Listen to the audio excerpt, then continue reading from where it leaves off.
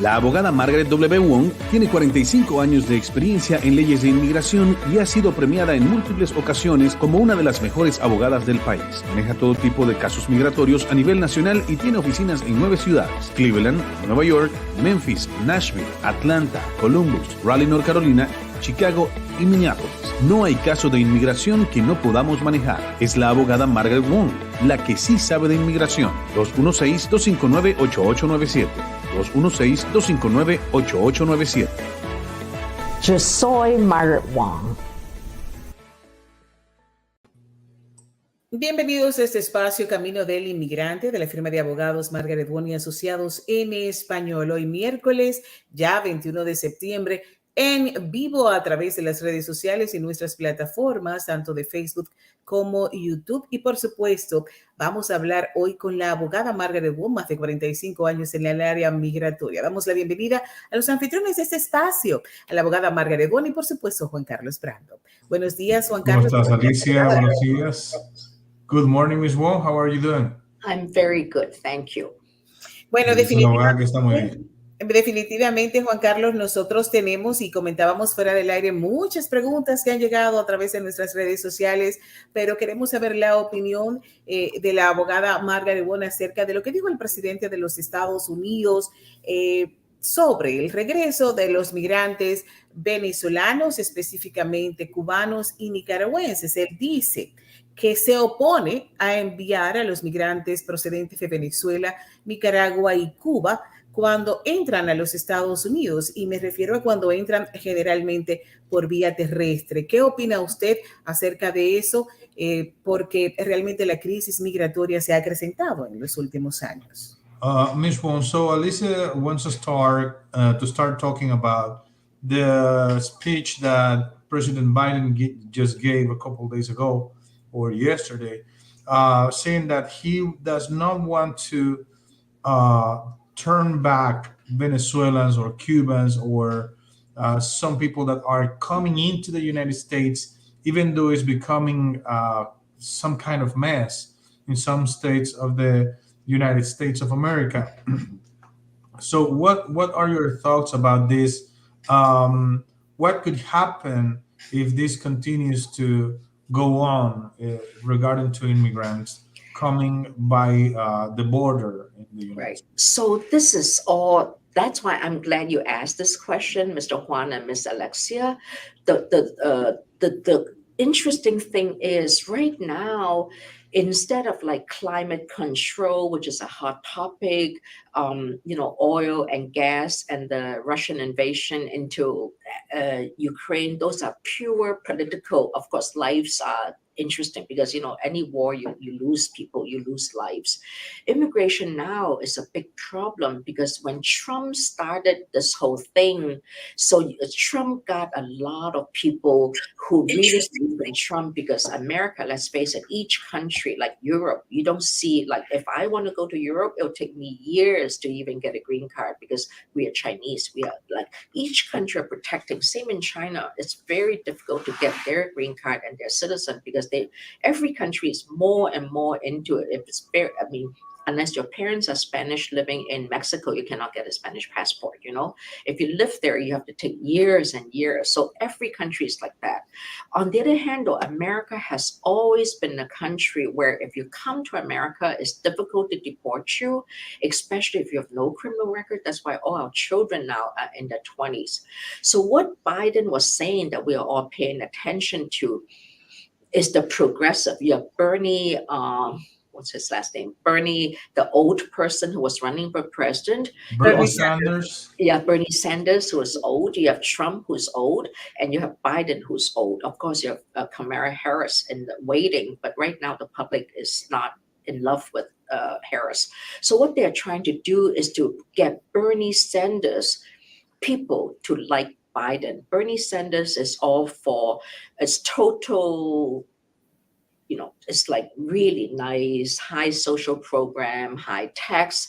It's totally different from a Republican Party who also have their own problem. With Trump, low tax, close the borders. That's why that Ron Santos or something is sending all the people to Martha's Vineyard. What are they doing in a white land?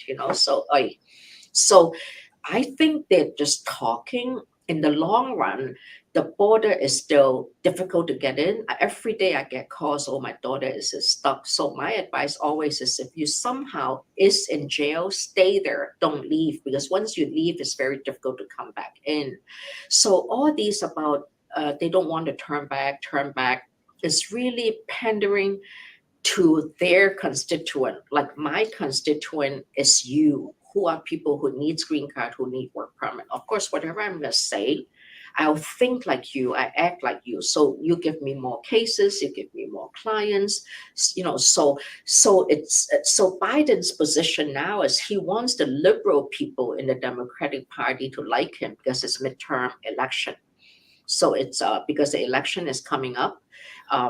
In Cleveland, some elections coming up in October, some elections coming up November 2nd.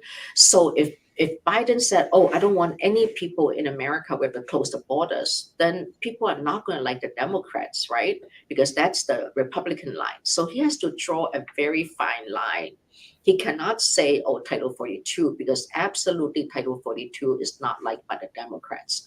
He cannot say, well, I want people to get out, especially the Mexicans and Central Americans. He cannot do that because, a lot of Latino votes, even though we vote Democrat, we want our relatives to come. So what could he say, right? So he'll say, oh, I need this, I need that. But I don't necessarily, if I were you, I won't listen too much to rhetoric. You need to read the law books. You need to look at how the law changed. That's another problem. Every time Mr. Mayorkas came out with a written memorandum saying this is the law, now the Republican have their lawyers going to court and take it. So for example, the April 25th, 2022 new law, it was shut down. The DACA, it was shut down. New people cannot. So that's another problem Biden is facing. So anytime Biden come up with good things to get more voters, the Republicans shut it down. So Biden now try to go to the media, go to the public and say, let's do this, this, to buy people's hearts to really get that vote. But in reality, whatever he did, it's not that, I don't, in reality, whatever the president say, even whatever Trump say, it really doesn't come down, to the departments. Because remember, Trump, like the Attorney General, Wong, doesn't want to deport people, so Trump fired them. So a lot of people under Trump was fired because they just don't believe in what Trump is saying. But Trump is just very aggressive. Biden has been in business, in politics for a long time. So Biden knows how to talk to get the votes. And he also knows how to get people not to quit and to believe in what he's saying. Okay, thank you so much, Ms. Wong. Bueno, Alicia, nos dice la abogada, pues que qué bueno que haces esta pregunta, porque es algo que ella recibe muchas incógnitas, muchas preguntas, muchas dudas de la gente acerca de esto que dijo el presidente Biden. Y realmente no hay que entender todo lo que el presidente diga como algo que tácitamente se va a empezar a cumplir de inmediato, porque todas las personas están haciendo política y una de las cosas que quieren es obtener votos. Y siempre las personas mayores como presidente Biden, el candidato y político Bernie Sanders, también el mismo Trump, que está viejo ya, son personas que han tratado siempre de hablar de la forma que ellos piensan. Ahora, bueno, sabemos que mucha gente no está contenta con Kamala Harris en estos momentos, pero ella es una persona que está más joven que el resto, por lo cual ella maneja la política de una manera distinta. Sin embargo, cuando un presidente dice algo a los medios, porque el presidente Biden no habla lo que piensa, sino habla lo que él sabe que puede decir y lo que sabe que posiblemente le va a dar un poco más de popularidad para obtener más votos en estas elecciones que hay de mitad de término y las elecciones que vienen dentro de poco. El presidente Biden dice algo que después tiene que ser revisado por cada departamento, por cada rama del poder público. Entonces, no siempre hay que pensar, bueno, esto va a ser así porque el presidente lo dijo en público. No, una vez que el presidente lo dice, eso pasa a ser estudiado por una serie de personas en el Congreso, y en los otros poderes del poder público. Entonces, hay que esperar a ver qué va a pasar en los próximos días, pero de momento la recomendación que hace la abogada es, si usted puede no venirse a los Estados Unidos cruzando la frontera, pues trate de no hacerlo para que no se vaya a meter en un serio problema. Y nosotros tenemos una conexión directa con ustedes a través de este Facebook Live y, por supuesto, a través de la oficina central de la abogada Margaret W, que tiene oficinas en 9 estados de toda la Unión Americana. Y usted puede marcar en este momento el 216-259-8897. Repito el número que también está saliendo aquí debajo, 216-259-8897, para que usted pueda hacer contacto directo con la abogada Margaret Wong desde donde quiera que nos esté viendo o escuchando. Más de 45 años en el área migratoria de los Estados Unidos, defendiendo a los inmigrantes con pasión. Comenzamos a recibir nuestras preguntas, Juan Carlos, y nos dicen a través de nuestro Facebook Live: apliqué para mi permiso de trabajo por medio de VAWA. Me lo aceptaron, pero nunca me llegó. Aún así, apliqué para mi residencia permanente, pero estoy en espera. ¿Hay alguna manera en que pueda averiguar qué pasó con mi permiso de trabajo, o si con los papeles que tengo que prueban que el proceso fue aceptado, podría sacar mi licencia de conducir mientras espero por él? Muchísimas gracias, abogada. Okay, Ms. Wong, so this person is asking, I filed for my work permit through VAWA. It was accepted, but I never received it, so I filed for my green card, but I'm waiting for it. Is there a way that I could find out what happened with my work permit? Yes. So when you file, yes. So WAWA, you need the bona fides letter to get the file for the work permit. But anytime you file work permits through either WAWA or 485, which is a green card, there should be a receipt. When you file 485, even though you don't need to pay for additional work permit costs, you pay the $12.25. But if you file work permit together with the 485, they will give you a zero receipt. With that receipt, you go on the USCIS.gov web and see where is your work permit. Same with the WAWA case. Anytime you file any 765 with or without a fee, they'll give you zero or whatever to $410, because in the olden days it's $495 and now they're refunding the 80. It's just a mess. But yes, check the receipt, go to USCIS.gov, check the case status. They will tell you what's the status of your 765. Okay, thank you so much, Ms. Wong. Si nos dice la abogada que si ella entiende lo que pasa con este caso del permiso de trabajo por VAWA, lo que puede hacer esta persona es que si ella nunca recibió el permiso de trabajo como tal, puede ir a buscar el recibo, o sea, el acuse de recibo, donde ellos dicen que recibieron, valga la redundancia, el documento o la solicitud, y con ese documento ella puede ir y solicitar que le den la renovación o la extensión de su licencia. Esto está pasando mucho con los 765 o con los permisos de trabajo. Entonces les están dando una extensión a estas personas, y si no tiene cómo probar lo del permiso de trabajo, también con el recibo de la aplicación por la Green Card, también podría ir a el lugar donde otorgan las licencias y pedir que le den la licencia porque está esperando por un trámite en inmigración. Pero que está tardando porque hay muchas dilaciones en todo el proceso, y esto atrasa un poco la situación, pero nosotros no nos podemos ver perjudicados de quedarnos sin un permiso de trabajo. Entonces vaya con ese recibo de la aplicación para, si usted quiere ver qué fue lo que pasó realmente con ese permiso de trabajo, en la parte superior derecha del acuse de recibo, ahí le sale un número de recibo. Vaya con ese número, coloque USCIS check status, y ahí le va a dar la ventanita para que usted pueda colocar ese número de recibo, y ahí le va a dar la información que usted necesita.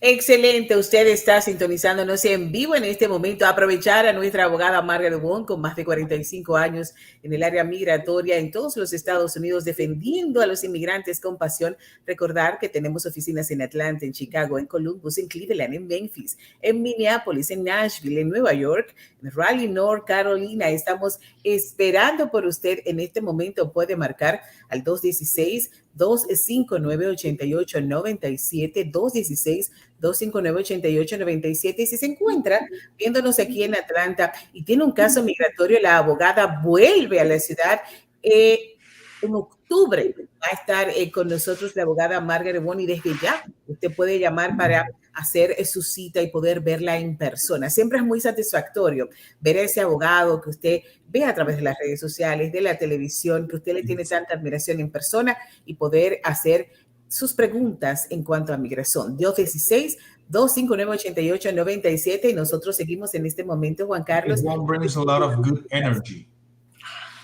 Good vibe. Yes, because three of us are very happy here, you know.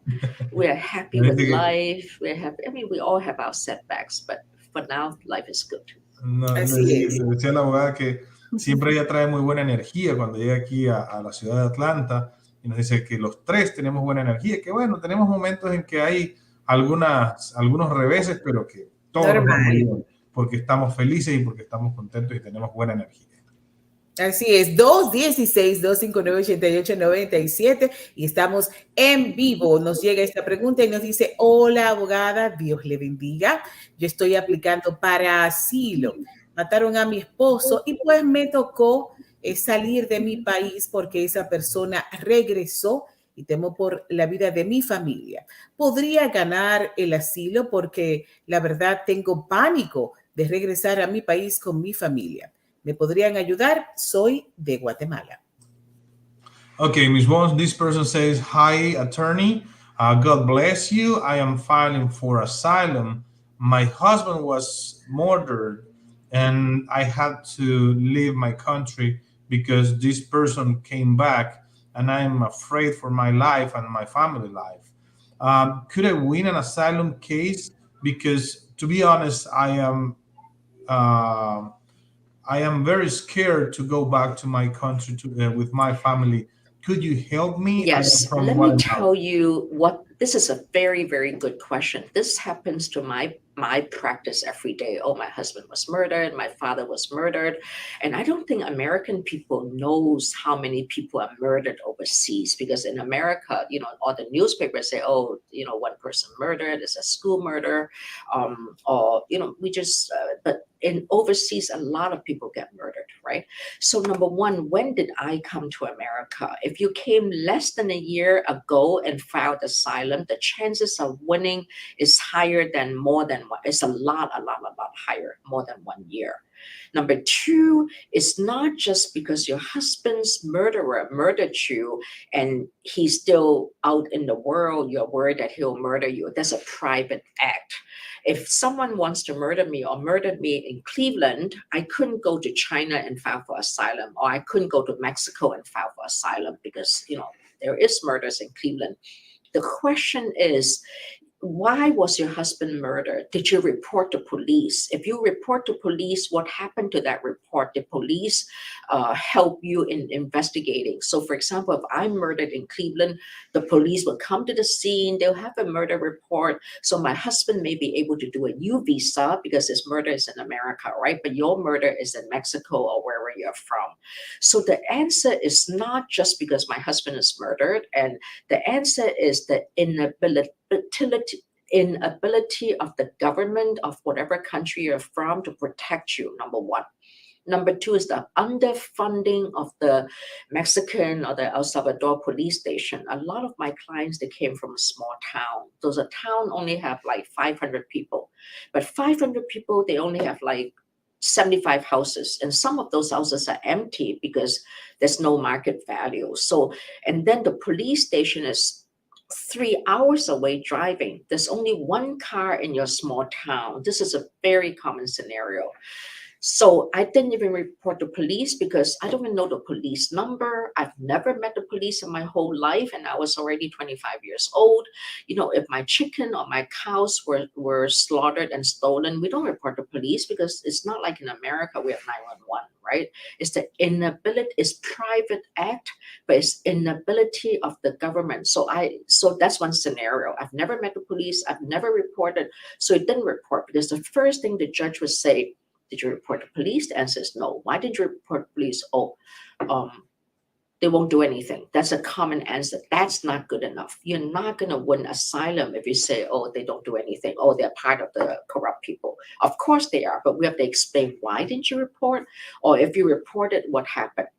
Another scenario, I reported to police. The police put the bad man in jail for 3 years. So technically, there's no more fear because police it's not because of the murder on a private act, right? If someone just murdered your husband, police put them in jail. So what's the fear? But these people came out, they belong to the gangs, and I know if I go back, they will kill me again. So there's a well-founded fear of future persecution, even though your past persecution is taken care of because the police help you put them in jail. So you look at a scenario, you look at the 1 year, you look at the law because it has to be race, nationality, political opinion, a member of a special group, and also the next one, right? So you have to look at these grounds because not just because my husband is murdered, I can come to America. So you have to file within 1 year. You have to file one of the 5 grounds. The member of a special group is a very good ground because if I'm gay, I was molested, but it doesn't mean just because I'm gay, I'm molested, I could win asylum. Is then what happened is my uncle, did you tell your parents? Yes, I told my parents. Why didn't they report to police? Because they're ashamed, because I belong to the Catholic Church. We don't talk about that. That's another way, right? But then is it a pattern and practice? Because another way to do it is what's your future fear? I'm still only 25 years old. I'm worried that if I go back, my uncle will molest me again. There's a well-rounded, founded fear of persecution. So you really have to look at the case, think about it. It's not just, my husband is murdered. I came from Venezuela. I went to the revolution. It's not that simple. Colombia, I have a new president because I do all these countries. You really have to think about it. Write your story down. If you cannot convince your lawyer, there's a lot of us out here who does asylum cases to win asylum. And you don't do it just to get a work permit. You do it to hopefully win, or win withholding, or win CAT. CAT is torture. We just had a case where, for example, actually, it is not an example, it's a Chinese national, also of Korean. We have more than 1 million Korean people, minority Korean people in China, just like the Uyghurs, they're minority. They're because in the early days, China took over Korea and then Japan took it. It's just a horrible history of our Chinese history. So the Korean was a member of the police department. So we went to court on this case. Now the courts say he has a persecutorial bar. That means that when he was a member of a police station, he witnessed people questioned by the Chinese police, put them in jail, commit political crimes, and he is a member of the police, so it became persecutorial bar. Now this is outrageous. It is outrageous because number one, he's a minority. So that case, I would like to win that case on appeal. There's no reason that the judge is so mean. So these are cases, you look at the case and you know you have a good case, you see. So on your case, number one, look at your country. Especially in your little village, in your little town, or do you live right in the middle of Mexico City? Because Mexico City is in the middle, and then you have the peripheral village. I just happen to know because I do these cases. So it's not just, my husband is murdered. You have to really go deep in the case, get proof. My husband is murdered. There's no death certificate. So why not death certificate? What did they say on the death certificate? Sometimes I review these death certificates. They say, it was hit by a blunt instrument. They didn't say, see, in America, an autopsy report will give you a death. Is it just a heart attack? So even though someone murdered me, I was left for dead, but I didn't die yet from that murder, but I died from a heart attack. Was that a murder investigation, or was that a medical investigation? You see, same with these cases. You really have to go deep to the story and come up. If not 1 year, the judge will ask, why didn't you file 1 year? Because I was traumatized, I was depressed, I couldn't get over that, then you overcome the 1 year. But if the answer is, oh, I didn't know I could do it, then why didn't you know? I mean, you have the burden of proof to know. So I talked to 3 lawyers. They said they cannot help me. That's one thing, right? I talked to a lawyer. I didn't have money to pay. So that's another reason. So these are things that just look at. I'm sorry, I just love my job. So this is really a lot of fun. It's not just my husband is murdered. I get a work product, you know? Thank you so much, Ms. Wong. Bueno, Alicia, nos dice la abogada en este caso, pues que sin duda alguna es un caso lamentable, pero que en la firma de la abogada Margaret llegan este tipo de casos todos los días.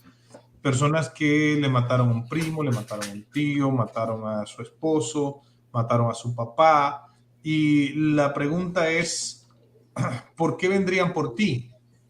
Ya mataron a una persona de tu familia, ¿por qué vendrían por ti? Y hay que tener bien claro que no solamente por el hecho de que mataron a alguien en la familia, significa que van a venir por mí. Significa que de pronto tenían algo contra esa persona, acabaron con esa persona y ya hasta ahí queda la situación. Sin embargo, la gente de los Estados Unidos no tiene idea de cuánta gente muere asesinada en toda Latinoamérica, y por esa razón la gente que viene de Latinoamérica tendría miedo de llegar aquí a vivir o de seguir viviendo, perdón, ahí en sus países, y por eso se vienen a vivir a los Estados Unidos. ¿Qué es lo que pasa? Yo tengo que demostrar que van a venir por mí también. Y una de las preguntas es, bueno, ¿denunció a la policía? No denuncié a la policía. ¿Por qué? Porque no hacen nada. Eso no es una buena respuesta. Hay que fundamentar bien la respuesta por qué yo no fui ante el organismo de la policía. También hay que fundamentar la respuesta de la inhabilidad que puede tener el gobierno de mi país de defenderme o de protegerme. Entonces, tienen que ser 5 causales para que yo pueda aplicar por asilo, que sería raza, religión, opinión política, pertenecer a un grupo particular o, bueno, no recuerdo la última, que también a la abogada creo que se le fue de momento, pero son 5 los motivos. Entonces, o pertenecer a un grupo indígena, era la que me faltaba. Entonces, si nosotros no encuadramos dentro de una de estas 5 causales, no podríamos solicitar asilo. No es solamente venir, decir, mataron a una persona de mi familia y yo tengo miedo de que me vaya a pasar a mí también, sino que tiene que haber una conexión. Ojalá que también la persona que se vino de su país, Guatemala, no haya pasado más de 1 año o mucho más de 1 año aquí en los Estados Unidos para solicitar ese asilo y de pronto tener alguna oportunidad de pelear por el caso. Excelente respuesta. Gracias a cada uno de ustedes que están conectados con nosotros, que mandan sus preguntas, que aprovechan la presencia en vivo de la abogada Margaret W y asociados en español, más de 45 años defendiendo a los inmigrantes con pasión. Hacer esta conexión es súper importante. Y quiero recordarles una vez más que la abogada va a estar con nosotros en octubre aquí en Atlanta. Usted puede llamar directamente al 216-259-8897 para hacer su cita, para verla en persona.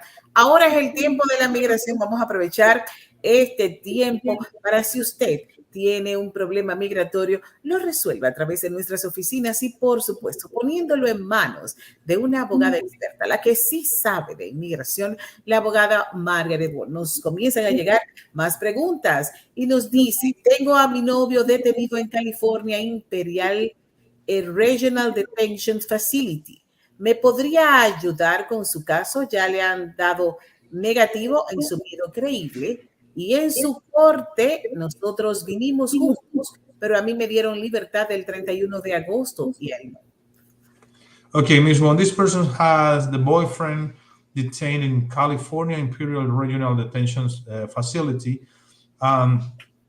Could you help me with his case because he was denied in his credible fear interview and his court date or his hearing, we came together, but I was given, I was released on August the 31st and he is still detained. Is there something you can do for him?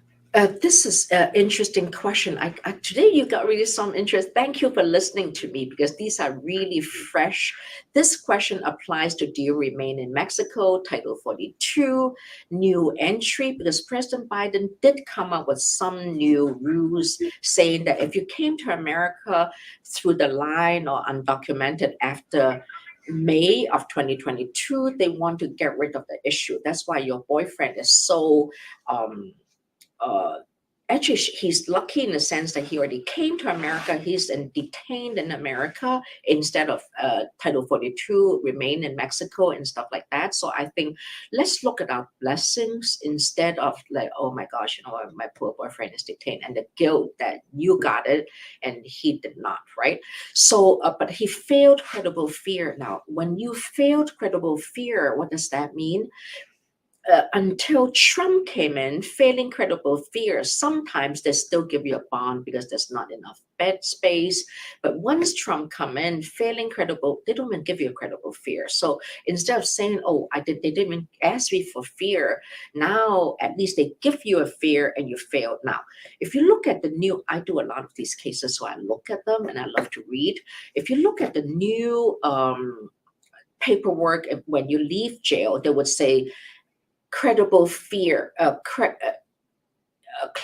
respondent is credible or alien is credible. They no longer say you pass credible fear, because nowadays the border patrol people, they really don't know what they're doing. It's not in the olden days where they actually have the asylum knowledgeable people. Pass credible fear means that there's a more than 25, 50, 60% that you'll pass asylum when you come out. But if you look at the new paper, so don't feel bad when your boyfriend said, oh, I passed credible fear. It really, you failed. It only means that your story is not consistent. They don't believe in your story. It doesn't mean you actually failed credible fear, because actually it is. But the people who does the interview anymore, they just don't believe in the story. It doesn't mean there is no story, or it doesn't mean it did not pass the credible fear, because credible fear is a different test than do they believe. You failed, you didn't even fail. They do not believe in the story. That's a new forms. Maybe your boyfriend is unlucky he failed, because it's very difficult to fail credible fear. I don't know what country you're from. It's harder for Central America now. It's always harder for boys to win credible fear, but I don't think your boyfriend failed like credible. Venezuela. Mexico, They sound Venezuela. like Venezuelans, yes. No, Venezuela, you don't fail credible fear. You fail credible. That means probably your boyfriend don't have education. Your boyfriend is only very young. So you just don't believe in the story, because Venezuela, you must be an idiot to fail credible fear, because Venezuela, 99% of the older cases could be won, because the newer people who came, there are more people who couldn't get a tourist visa. They don't have a university education. It takes education to win some of this. Venezuela, okay. So I think for now, if you don't mind, maybe sit there and wait, because sometimes miraculous, they still let you come out. It is Venezuela, it's not Central America or Mexico. Number one. Number two is, but don't feel bad. I don't think he failed credible fear. I think he was not credible. There's a big difference. And I don't know why it's not credible, but I would not pay a lawyer, because he already failed. He was not credible. And even if you hire a lawyer, you can request to go to the judge, but down there isn't a mess. Anybody who called me in this kind of scenario, I would say, not that I believe, we're talking about God or luck, but sometimes it's miracles, it's luck. I would not. If we don't like to do border cases, because it will take me 4 or 5 days to even find them and talk to an officer. It's just not worth it to pay a lawyer, I think. Because they won't even let a lawyer visit them, and the right hand doesn't know what the left hand is doing. They're just lost in the system. Ok. Bueno, la abogada nos dice que, también se le presentan muchos casos de estos todos los días, de personas que uno fue liberado y el otro quedó detenido, especialmente cuando no están casadas las personas. Y nos dice la abogada, no sé de dónde pueden ser estas personas. Yo le comentaba que parecen o suenan como personas de Venezuela. Sin embargo, la abogada dice, bueno, para ser de Venezuela y que no te aprueben una historia de miedo creíble o en una entrevista de miedo creíble, de verdad tienes que haber hablado muy mal, tienes que haber no tenido necesariamente una historia. Y esto no significa que ya la persona va a ser deportada indefectiblemente. Simplemente significa que la persona no tuvo coherencia en el momento de contar la historia de miedo creíble y por eso falla la entrevista de miedo creíble, pero no significa que ya está para ser deportado. Todavía tiene la oportunidad de que en la corte le puedan ayudar. Yo lo que le recomendaría en todo caso es que usted de pronto se siente a esperar. A veces es difícil solamente esperar, pero los milagros pueden ocurrir y yo no estoy diciendo aquí que esto hay que dejarlo a la suerte o dejárselo a Dios, porque siempre hay algo que nosotros tenemos que hacer. Pero en este caso, quizás yo no le recomendaría que usted contrate un abogado porque los casos en la frontera son bastante costosos y si realmente hay oportunidad de hacer algo, la misma corte le va a dar la oportunidad de que lo haga. Pero si no hay oportunidad de hacer algo, entonces usted simplemente va a gastar el dinero en un abogado que le va a cobrar miles de dólares para no poder darle un resultado. Yo este tipo de casos, nos dice la abogada, algunos los tomo, tengo que estudiarlos muy bien para ver si tomamos este tipo de casos, pero la frontera sur en estos días está vuelta un desastre y nosotros como abogados perdemos muchísimo tiempo en conseguir información, en esperar por documentos y mientras nosotros estamos tratando de hacer nuestro trabajo, las familias están desesperadas porque necesitan una respuesta para su situación y si no tienen una respuesta para su situación, entonces ahí es donde comienza hasta el mal comentario acerca del abogado de inmigración. Excelente respuesta, Juan Carlos. Usted puede hacer su cita en este momento y poder ver a la abogada en persona en octubre. Y si la quiere ver antes, pues también puede llamarnos desde cualquier parte de los Estados Unidos al 216-259-8897. Es el teléfono que aparece ahí debajo. Juan Carlos, ¿tenemos tiempo para otra pregunta? Miss Wong, do we have time for one more question? Yes. Okay. Ok, hay que recordar, qué bueno. Y nos dice rapidito Daniel Pineda Alemán, si se aplicó al TPS para venezolanos, que era hasta el 9 de septiembre, pero se registró la aplicación el 10 de septiembre. ¿Qué sucede, abogada? Okay, Ms. Wong, if a person filed for Venezuelan TPS that was until September the 9th, but it was received on the 10th, what happens? Thank you. And remind me, Mr. Juan, what's the significance for Venezuelans for September 9th or 10th? It was the deadline for TPS filing. Ooh, the late registry, right? Yes. So yeah, the late registry. They sent the application a couple weeks before, but then when they received the application, they stamped that it was received on September 10th, and the deadline was the 9th. I think for now, don't worry about it and see what they say, because just wait and see what they say about this, because I'm pretty sure if you're worried about late registry, but I didn't follow the dates of Venezuela because we don't do that many Venezuelan cases. On TPS, we normally don't because it's so easy. We always advise clients to do it themselves. Wait and see what they say, because I'm sure there will be a late registration. It's just like El Salvador in the 90s, they had 2 dates. So if people miss one date, they can go to a second date. If that's your concern, I won't. Just wait and see what they say. And the fact that they did not reject it and they took your money, which means it's still okay. Ok, nos dice la abogada que, bueno, en estos momentos solo sería esperar porque probablemente van a dar algún late registration por los retrasos que está teniendo inmigración. Y bueno, si la fecha era hasta el 9 de septiembre, entonces, bueno, si usted envió la aplicación, mantenga la prueba de lo que es el tracking number, de USPS y todo eso, también para que se sepa que and also if that's only a notification date on the computer, on the receipt notice, sometimes notification, because it's a computer printout, so it goes to the mail room most of the time, and especially on 245I cases, on all these deadline cases, it is late. So if you're really serious about it, go you probably wrote a check or you signed a credit card. go back to that credit card or check, go to the back of the check and see what's the deposit date.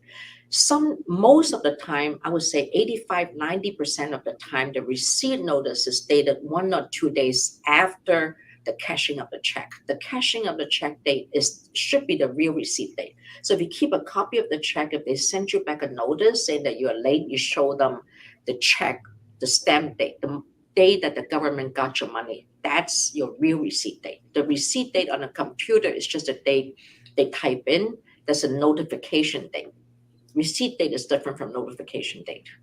Sí, nos dice la abogada que, bueno, si usted pagó con algún cheque o hizo algún pago directamente desde su cuenta, usted puede ir a su tarjeta de crédito o puede ir a sus estados de cuenta o ir a las fechas donde se haya cobrado el cheque, y en esa fecha que se cobró el cheque que usted giró a favor del Departamento de Homeland Security, ahí entonces tiene que aparecer la prueba de que usted hizo el filing antes de la fecha final. Pero la abogada dice, por el momento quédese tranquilo, si ya lo recibieron y ya cobraron su cheque, quiere decir que por lo menos el caso está en proceso. No deberían cobrarle si no le van a hacer nada, ¿no?